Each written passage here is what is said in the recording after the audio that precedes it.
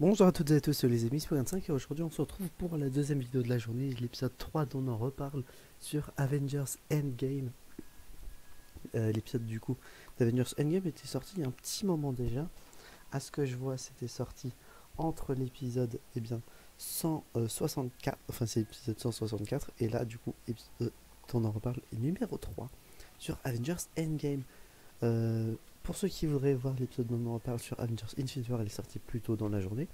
Et si vous voulez voir mon expérience en général durant le marathon que j'ai pu faire pour regarder les deux films, la vidéo est sortie lundi.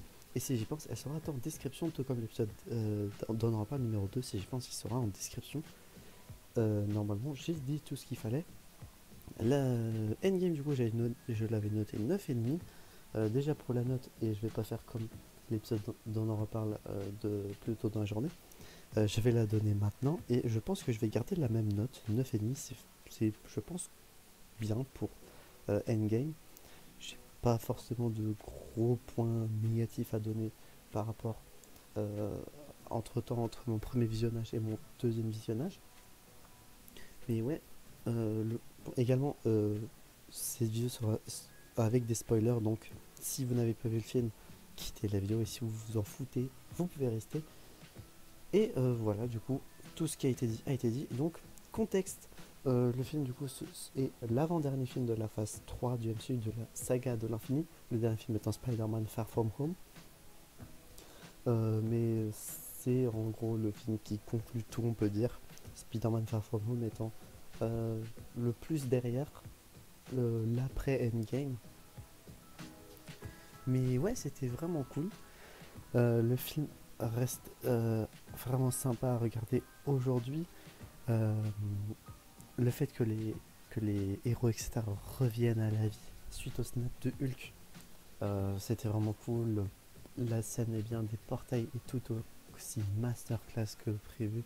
Les frissons qui sont toujours là quand on voit tout le monde revenir et qu'on voit tout le monde du coup se préparer à se battre et qu'on voit Steve Rogers balancer le Avengers Rassemblement et que là il y a tout le monde qui part en courant face à l'armée de Thanos du passé, vu que notre Thanos actuel est mort par Thor au début du film, et que donc le Thanos qu'ils affrontent, c'est le Thanos euh, en quête des pierres d'infinité au début de sa recherche. Mais ouais, rien qu'en parlant de la scène des portails, j'ai encore des frissons.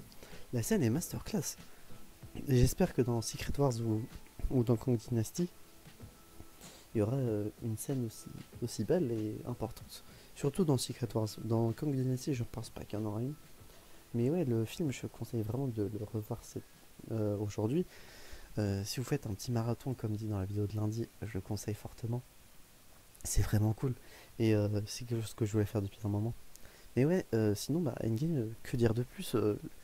L'enjeu est immense. Faire revenir, du coup, toutes les personnes qui sont mortes durant le snap. Et du coup, le film se passe 5 ans après. Donc, Infinity War se déroule en 2018. Endgame se déroule en 2023. Et donc, l'après-Endgame se déroule en 2023.